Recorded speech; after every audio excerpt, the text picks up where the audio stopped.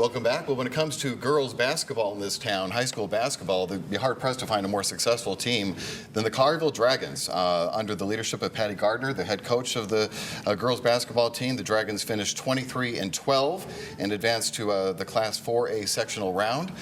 You might notice that Patty Gardner is wearing a Channel 24 t-shirt underneath that sweater. That's because she is also an employee here. She is with the marketing and sales team.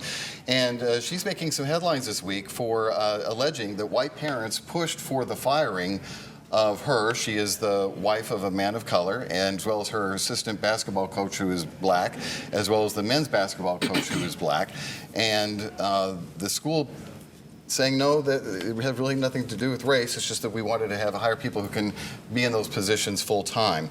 But basically, this just exposes a very ugly side of high school sports, whether race is involved or whatever. Just the underlying issue of parents applying pressure on behalf of their little ones, their precious little ones. They want to make sure start on the team and have as much possible success as they can when they go to the big high school. But these were kids, according to Gardner again, that hadn't even, they don't attend the school. They haven't played yet. She's got some great players already, as exhibited by the record, and she took a stand, and so did the assistant basketball coach, and they're saying there was racism involved here, plain and simple, and classic example of white privilege. Otis? Well, first of all, let's start with the fact that girls and women's basketball has never been more popular than it is right now. Look at what Caitlin Clark did for the sport, and also Angel Reese and the rest of them down at LSU, Jasmine Carson.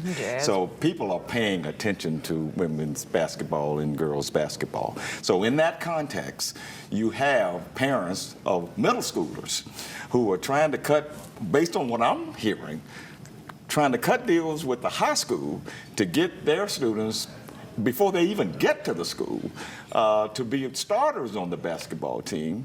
And that's what's fueling this problem here. I don't know if there's a white privilege or racism going here. That is what she has charged here. I think the school system, the school leaders should come out and say a lot more about this than they are, because the optics are not good for them.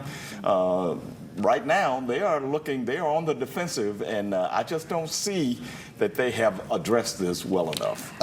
Lame is the word that comes to mind. Lame is very lame in how they responded and handled this. Right. I agree with Otis, but I do want to say the coaches successfully did what the school system instructed them to do. They brought them winning seasons. That's what I thought it was all about. They brought them winning seasons. Right. And they brought them, and then the officials, the administrators said they have fulfilled their contracts and done everything they could with their contracts. So what is left on the table other than you got to decide if you want a winning team or you want a participation trophy.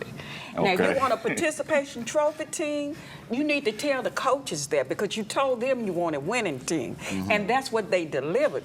And the only thing I'm left to see now are black faces who were dismantled because angry parents couldn't get playing time for their children.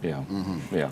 And that's on the administration. Yeah. Well, and that's why it's so suspect is because of the winning record. If it was just a terribly performing team and they hadn't done anything for years and years, then I'd say, well, I don't know. But when you have a winning record and yet you're willing to let the head basketball coach go because of that, I don't know. Catherine? Yeah, and not just a winning record, but one of the best in the school's entire history. Right. Yeah. And I think it definitely strikes me that with that there must be something else at play, such as racism, or they wouldn't have fired her.